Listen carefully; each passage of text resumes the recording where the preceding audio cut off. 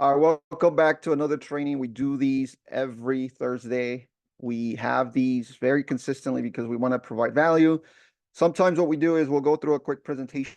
Today's probably going to take us about 10, 15 minutes to go through this one, but it's going to be very important on how you get higher conversion rates on your prospects, whether it's selling, finding sellers, finding buyers. And then, of course, sometimes we'll bring in people to interview. Last week, 2 weeks ago, we had an interview with a loan officer who was basically trying to help us get more business through building partnerships with the right lenders, right? Sometimes we only have one go-to lender, but it's very important to have people that not only are partners to take care of your business, but how is that partner going to help you get more business? And that's what the conversation was about 2 weeks ago. If you don't have it, go to our channel. Everything gets uploaded into our YouTube channel on Houstir. Just search for Houstir. Today we have a nice topic. Again, it's going to be a short one, but very powerful. And that is, let me hit the present button. And this is the concept of question-based selling. One of the things that we need to understand, and it's something that a lot of agents sometimes get a little bit offended when we try to call ourselves salespeople, right? Our title on the DRE website here in California says real estate salesperson. Now, of course, that salesperson title most likely is because we help people buy and sell real estate. But we, as real estate agents, we are salespeople, and we're always looking to sell. And we're not selling someone on a home or selling them real estate. Our job is to sell ourselves to our clients. Our job is to make sure we get through that first barrier so that we can establish a conversation that is going to lead to a relationship. It's very important to understand what you say, how you overcome objections very early on in your presentation, because if you don't build enough rapport, that's when we tend to get leads to ghost us. Also, what type of marketing are you implementing in your business, right? Like one of the best ways you can start getting deals right now, is through expireds. Expireds are listings that, sellers were ready to list their property, that were ready to sell. Of course, some of them are not motivated, right? But the majority are. But for some reason or another, their home expired, their house expired, and now it's a good opportunity for you to cold call and try to get that business. But you are going to get a lot of objections. If you do not know your scripts, if you don't know how to handle objections, you are going to miss out on an opportunity. If you have cold expireds in the past, or you do this as an activity to grow your business, you understand that it takes a bunch of calls before someone picks up the phone and is ready to talk to you.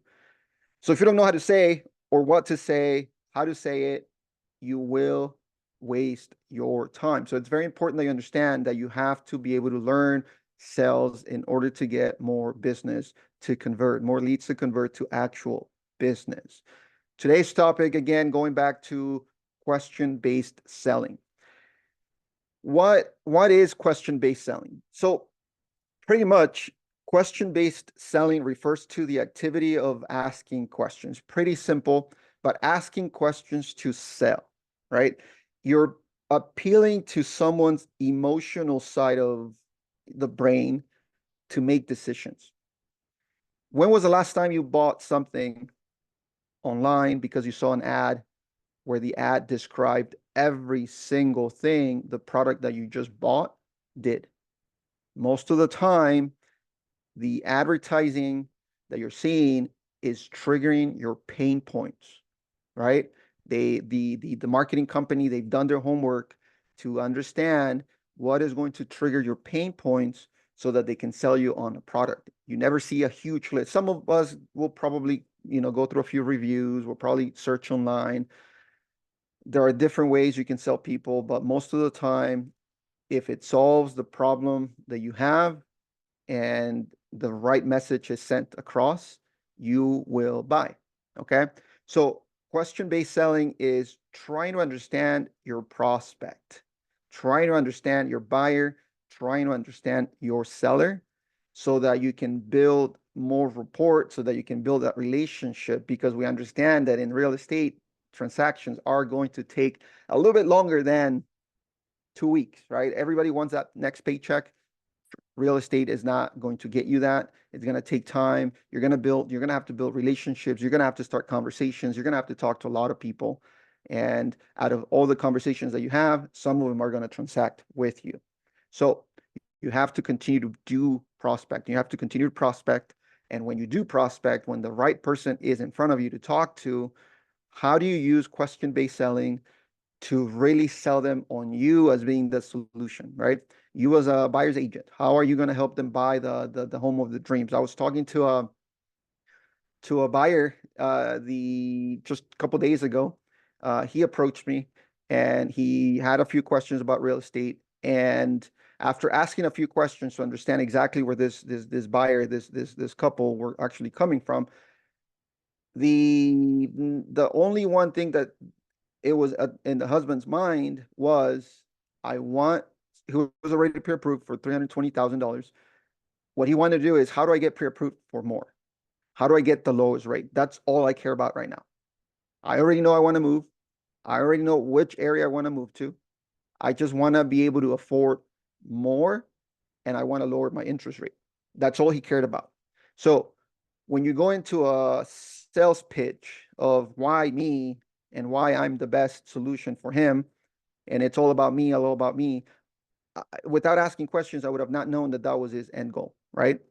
So one of the benefits of question-based selling is the fact that you're not going to sound as salesy, because that's a lot of the issues with calling real estate agents salespeople, right? You don't want to sound salesy. I want to show my product. I want to show myself, but you and every other agent most likely are going to be able to perform the same activities that agent X or agent Y is going to be able to do. What sets you apart, right? You can have a list of skills and products available to offer to your buyers and to your sellers. But the question is, what does the buyer or seller want?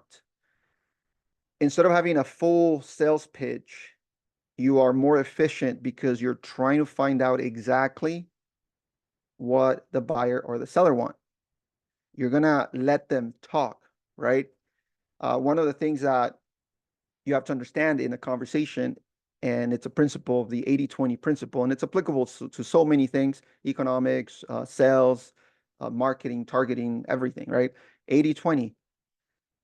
You speak 20% of the time, you let your prospect speak the other 80%. And the 20% that you do say, you do talk, you ask questions. Okay? You ask questions. You have to ask questions because you need to understand what is it that you're going to offer them. A quick example: you're talking to a buyer, right? And a buyer that has worked with another agent already, maybe a listing that when expired. If you don't ask the right questions, you're not going to know what happened, right? Of course, there's steps that you have to follow in order to get what you want. But if you're not asking the right questions, like what is it that the other agent did great that the sellers liked, but what was frustrating about the process, right? Oh, maybe, I talked to the listing agent and then they handed me off to their assistant and I never got to talk to the listing agent until, we signed some documents. Or the listing agent only communicated with me over text messages, right? So now you understand that if you want to get that deal, right? Not everybody is going to work with you, but you need to understand that now you have to change your environment, or you have to change your way of doing things if you want to get that deal, because you know that this specific seller is looking for communication over the phone, not over text. He's looking for communication with you directly, not your assistant, right? So asking the right questions is going to get you to what you need to know in order to satisfy the emotional need of your prospect, your buyer, or your seller, which is going to allow you to get a relationship to be a little bit tighter, right? You're going to have a better relationship with your buyers. You're going to have a better relationship with your sellers because you're trying to understand what they want. It's not about you, what you can offer, because you can offer 100 different things as part of your listing presentation if you show up at a listing appointment. But maybe the seller only cares about one or two things, but you just wasted, a full hour and a half talking about you and how you can get the deal done when all the seller cared about was one or two things. And that happens time and time again. Now, you do have to be ready, right? You do have to be ready for anything. You have to have your presentation skills ready. You have to have a nice presentation ready. But ask questions to understand which parts of your presentation you want to highlight. Continue to ask questions, right? There's a concept of 7 levels deep of understanding someone through questions, right? You ask questions, you continue to ask questions, you continue to ask questions until you find the root of the problem. Sometimes their motivation to either buy or sell is completely different from what you think it is based on you asking more questions.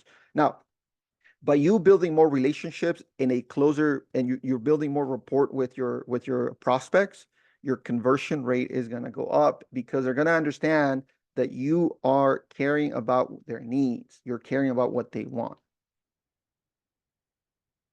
A few questions that pop up depending on who you're talking to, right? So if you're talking to a buyer, have you asked them about what the budget for purchasing a home is, right? Try to understand more or less what kind of homes have they been looking at. You're trying to understand what their budget is because you want to know if they've done their homework as to how much they qualify for, right? Which is going to lead to more questions. What areas are you looking in, right? Why? Okay, why? What's so attractive about this city over this city to you? What are you looking for? Maybe they're looking for better schools for their kids. The other day we were talking to a buyer slash seller who showed up at an open house who lived down the street from the open house, renovated the property completely, and all he wanted to do is move out of the area because he did not like it. So he was willing to make a few sacrifices to make the sale of his home happen so that he could move into a different property, right? So asking the right questions about timeline as well is very important, right? Understand, I'm just looking, right? Sometimes that could just be an objection, right? And you need to understand what an objection is versus something that needs to happen before they can take the next step, or if it's just an objection. Oh, I'm just looking, right? And again, an objection. Well, you're looking, oh, what are you looking at? What kind of properties are you interested in?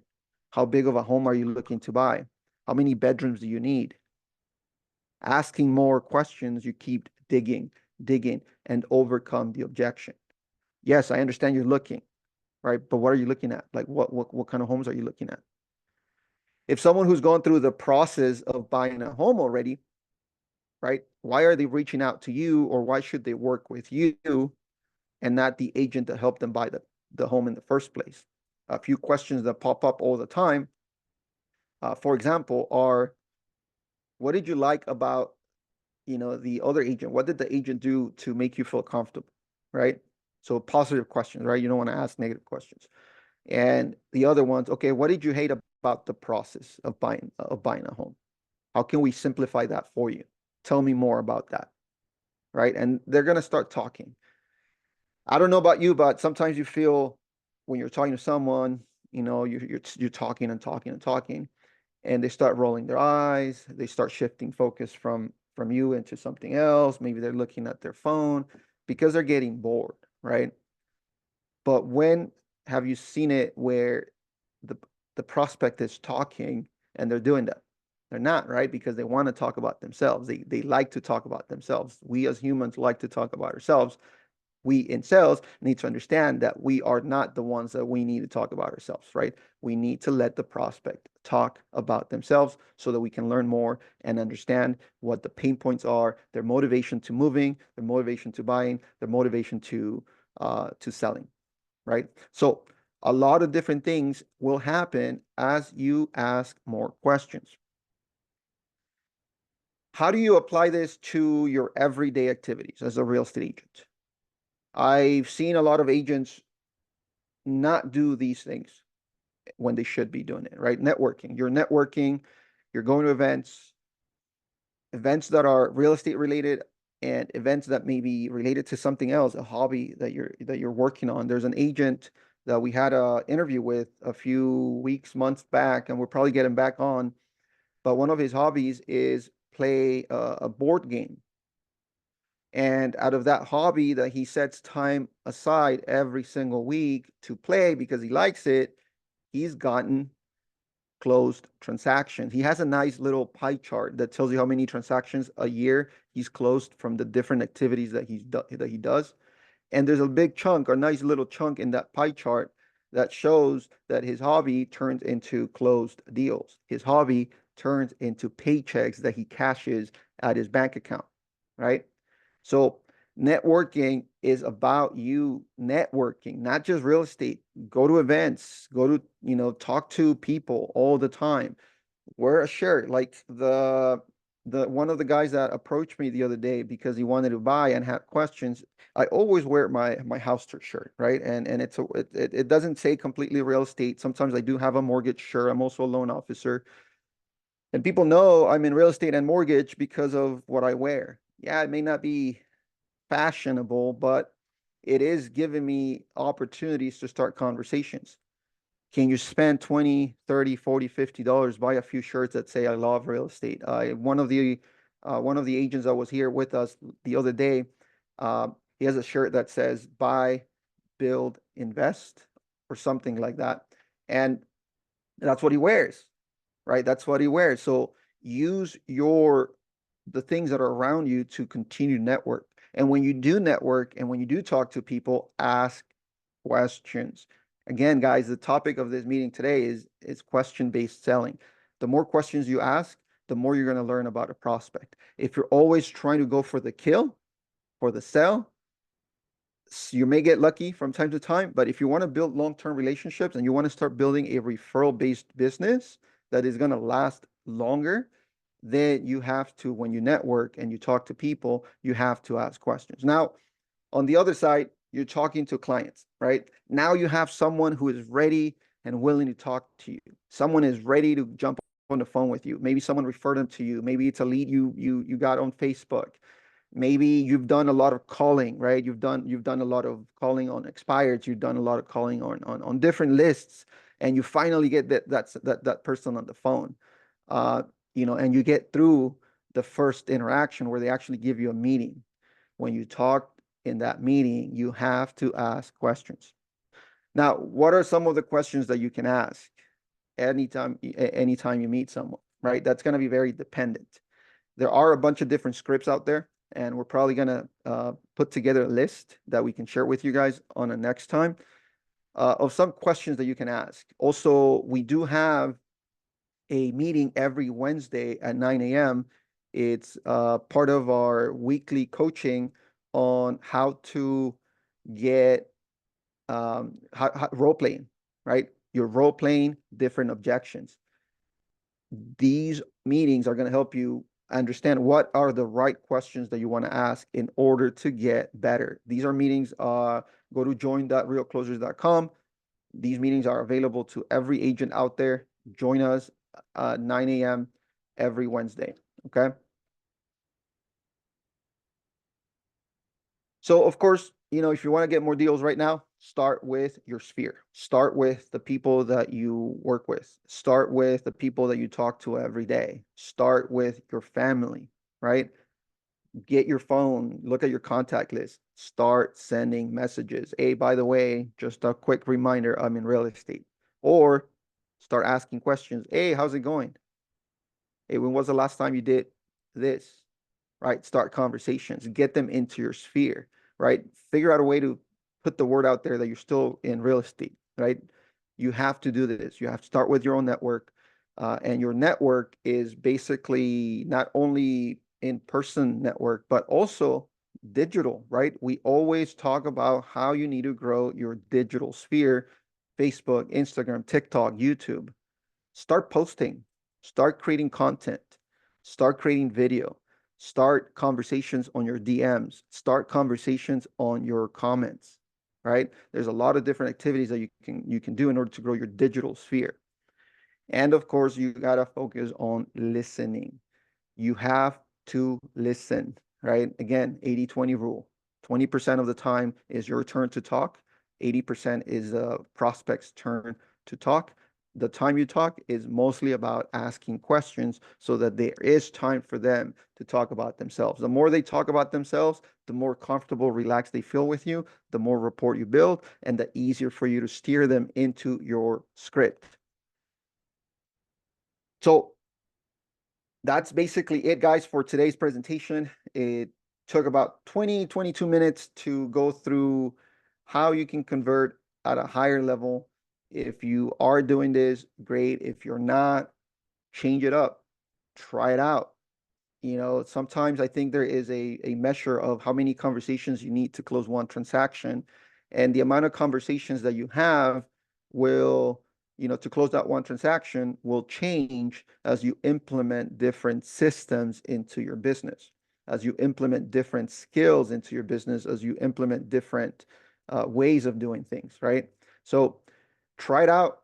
See if this helps you. See if it allows you to have more conversation. See if it shortens the amount of conversations you have to build to a new transaction, and just keep doing it. So any questions that you may have, drop them in the comments. I think we had a few people show up and they left already.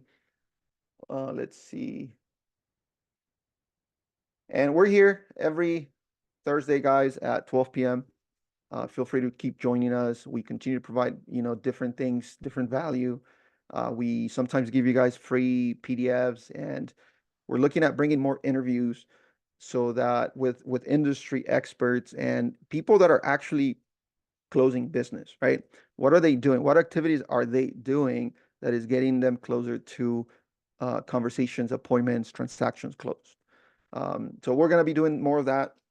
If you guys have any questions, I'll stick around here for a couple more minutes, and then we'll call it a day. Thank you so much, guys. Actually, let me stop recording.